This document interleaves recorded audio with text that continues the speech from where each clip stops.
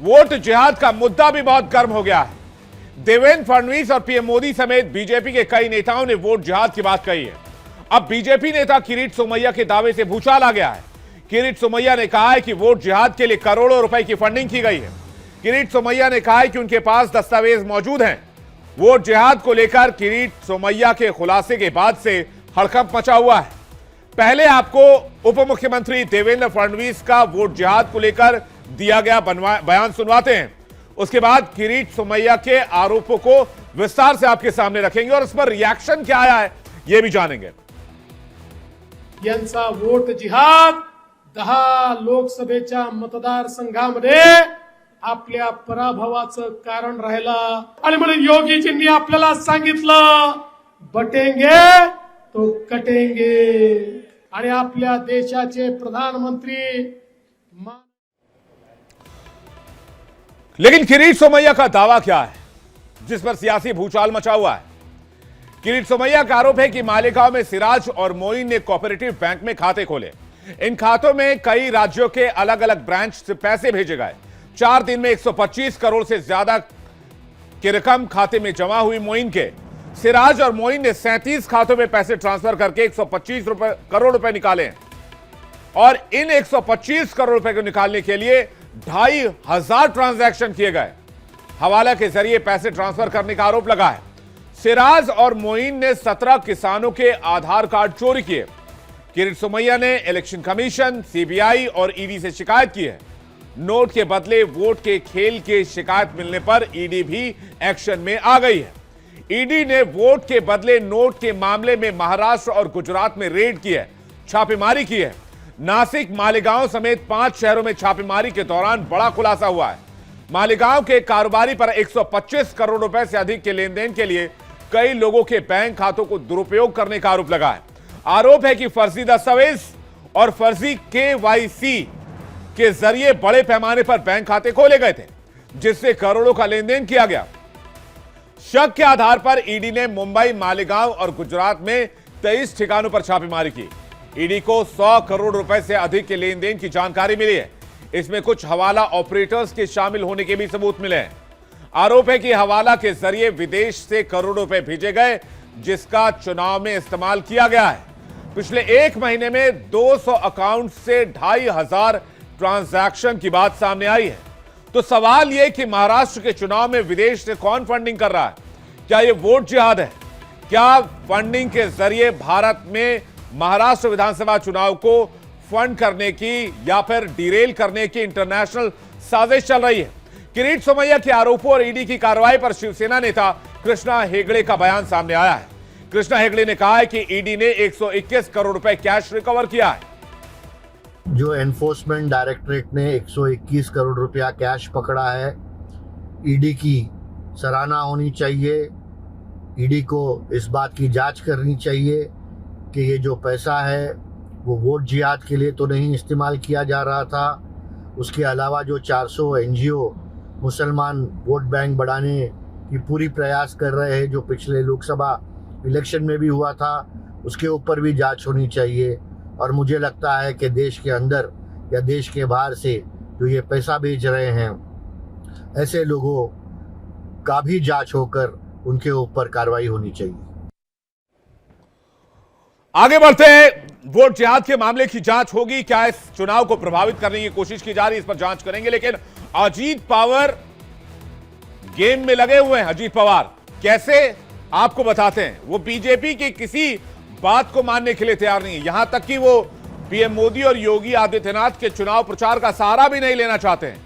तो आखिरकार अजीत पवार बताना क्या चाहते हैं? क्या अजीत पवार ने महाराष्ट्र विधानसभा चुनाव में अपनी एक अलग लाइन ले ली है, या फिर अजीत पवार महाविकास अघाड़ी के संपर्क में? ऐसे कई कयास हैं चुनावी बाजार में, क्योंकि विधानसभा चुनाव के लिए मतदान को सिर्फ 6 दिन बचे हैं। ऐसे में महायुति और महाविकास अघाड़ी दोनों गठबंधन एड़ी चोटी का जोर लगा रहा है। लेकिन महायुति गठबंधन में अहम कद रखने वाले एनसीपी अध्यक्ष अजीत पवार खुद को बीजेपी से अलग दिखाने की पुरजोर कोशिश कर रहे हैं, जिसके लिए वो लगातार सेक्युलर कार्ड खेल रहे हैं। बीजेपी और शिवसेना शिंदे गुट हिंदुत्व की पिच पर खुलकर बैटिंग कर रहे हैं। यूपी के सीएम योगी आदित्यनाथ के नारे बटेंगे तो कटेगा का सपोर्ट हो रहा है। तो अजीत पवार की अगुवाई वाली एनसीपी खुलकर इसके विरोध में उतर आई है। इसके साथ ही खुद को मुस्लिमों की हिमायती दिखाने की कोशिश एनसीपी की तरफ से लगातार की जा रही है। और यह मामला कोई आज का नहीं है, इससे पहले भी हमने कई बार देखा जब अजीत पवार ने बीजेपी के अगेंस्ट लाइन लिया, नवाब मलिक को टिकट देने का बीजेपी ने विरोध किया था। आपको याद होगा, यह बात भी अजीत पवार ने बीड की रैली में बताई और कहा कि उन्होंने 10% टिकट मुस्लिमों को देने की बात कही थी, जो उन्होंने करके दिखाया है। लेकिन अजीत पवार ने इसके अलावा क्या कुछ कहा, वो आपको सुनवाते हैं। उसके बाद अजीत पवार की रणनीति का खुलासा करेंगे। मी उमेदवारी देत असताना माझ्या मुस्लिम समाजाला 10% जागा दिल्या, मला जेवढ्या जागा आल्या त्याच्यातल्या 10% आणि चांगल्या जागा दिल्या, पडणाऱ्या जागा न दिल्या आष्टी पाठवता सुरू सारखी खरं की नाही। मी निवडून येणाऱ्या जागा नजीब मुल्ला तिथं जाऊन बघा मुंब्रा परिसरात काय परिस्थिती आहे। आमचे नवाब मलिक त्याच्यामध्ये मला काही विरोध केला, मी तिकीट त्यांना दिलं, मी स्वतः प्रचाराला तिथे गेलो। तो नवाब मलिक को टिकट देना बीजेपी के अगेंस्ट जाकर इस बात की चर्चा अजीत पवार कर रहे हैं। आपको इससे पहले याद होगा, बीड की रैली में अजीत पवार ने योगी के नारे कटेंगे तो बटेंगे तो कटेंगे का एक बार फिर विरोध किया था और कहा था कि इस तरह की बात यहां नहीं चलेगी, यानी कि महाराष्ट्र में नहीं चलेगी। वो मुसलमानों की भावनाओं को आहत नहीं होने देंगे। ऐसी ही कुछ दिन पहले बात उन्होंने एक और रैली में कही थी, वो बयान भी आपको सुनवाते हैं। कुणी असं तुला कुणी सांगितलं मुस्लिम समाजाला, या बा तू काहीतरी अजून त्याच्यात काड्या घालायचं काम करू नको। मी आपल्याला पत्रकार मित्रांनो तुमच्या सगळ्यांच्या मार्फत महाराष्ट्राला सांगतो, महाराष्ट्र हा शिवशाहू फुले आंबेडकरांचा महाराष्ट्र आहे। तुम्ही इतर राज्यांची महाराष्ट्राची तुलना करू नका। महाराष्ट्रातल्या लोकांना हे अजिबात आवडत नाही। इतना ही नहीं, प्रधानमंत्री नरेंद्र मोदी की मुंबई में हुई रैली से भी अजीत पवार ने किनारा कर लिया। उनकी रैली में अजीत पवार शामिल नहीं हुए। एनसीपी से सिर्फ छगन भुजबल ही मंच पर नजर आए। तो इसका मतलब यह है कि अजीत पवार अपने वोट बैंक को किसी तरह से डेंट नहीं होने देना चाहते हैं। राजनीतिक जानकार यह मानते हैं कि अजीत पवार यानी कि एनसीपी के कोर वोटर्स में हिंदू और दलितों के साथ साथ एक बहुत बड़ा वर्ग क्रिश्चियंस का और मुस्लिमों का है। और अगर इन नारों के साथ अजीत पवार आते हैं तो क्रिश्चियंस और मुस्लिमों के वोट बैंक के छिटकने का डर है। और जिस तरह से हिंदुत्व की लाइन बीजेपी ने महाराष्ट्र में ली है, उससे अजीत पवार को और उनके वोट बैंक को नुकसान हो सकता है। इसलिए अजीत पवार ने अपनी एक अलग लाइन ली है और बीजेपी से एक सेफ डिस्टेंस बनाकर चल रहे हैं।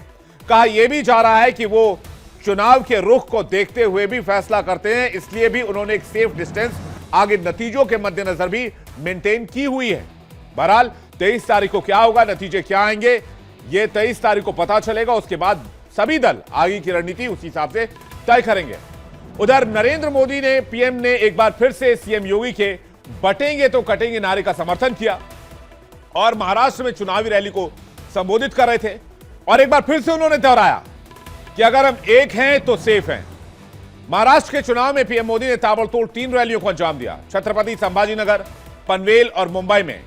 इन तीनों ही रैलियों में प्रधानमंत्री नरेंद्र मोदी ने विपक्षी गठबंधन महाविकास अघाड़ी पर जोरदार हमला किया। तस्वीरें आप देख रहे हैं, जब रैली करने के लिए पहुंचे तो प्रधानमंत्री के साथ साथ एकनाथ शिंदे मंच पर मौजूद थे।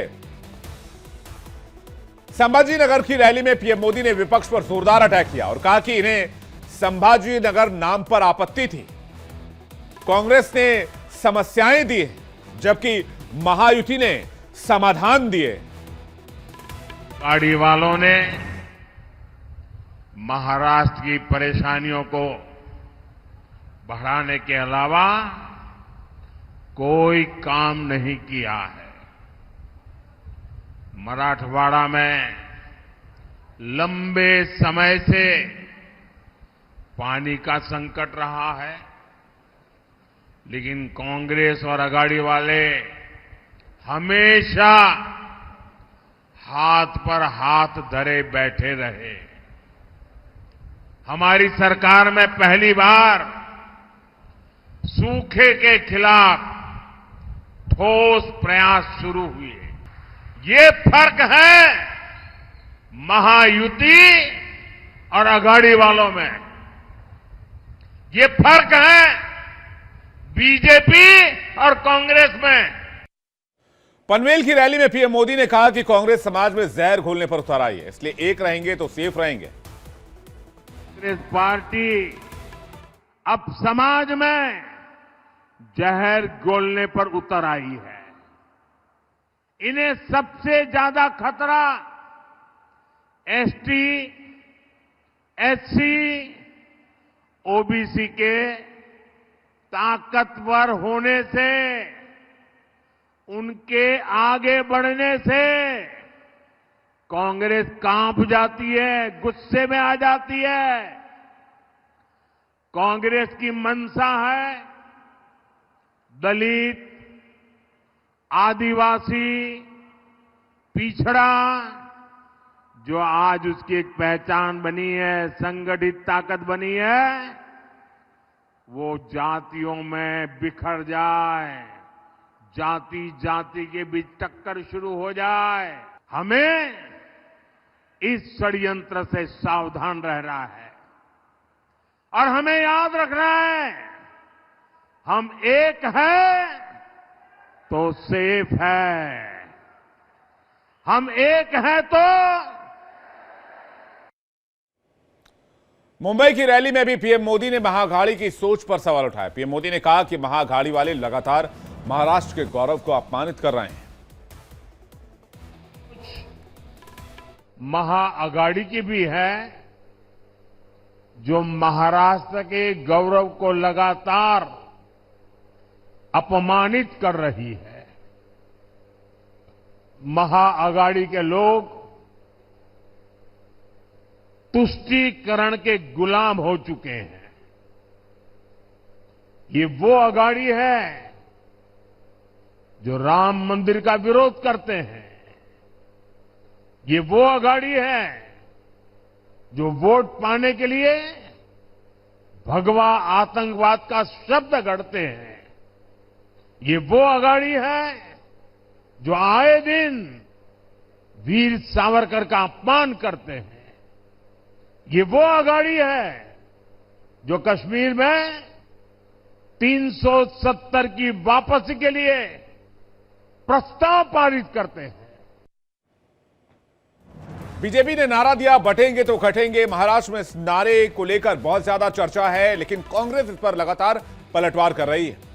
कांग्रेस कह रही है कि ये मेन मुद्दों से ध्यान भटकाने की बीजेपी की एक बड़ी प्लानिंग है, बड़ी साजिश है। बीजेपी के नारे बटेंगे तो कटेंगे पर कांग्रेस प्रवक्ता पवन खेड़ा ने कहा कि बीजेपी लोगों को बेवकूफ बना रही है। राज्य में महंगाई चरम पर है। बीजेपी के नारे बटेंगे तो कटेंगे के जवाब में यहां पर कांग्रेस ने नारा दिया, ये हटेंगे तो दाम घटेंगे।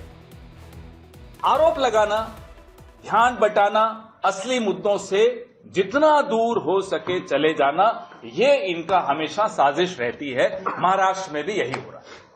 अगर बटेंगे तो आपके पॉकेट कटेंगे, तो ध्यान मत बटने देना। ये ध्यान बटा इसलिए रहे हैं, ये आपका ध्यान बांटते हैं और चुपचाप आपकी पॉकेट काटते हैं।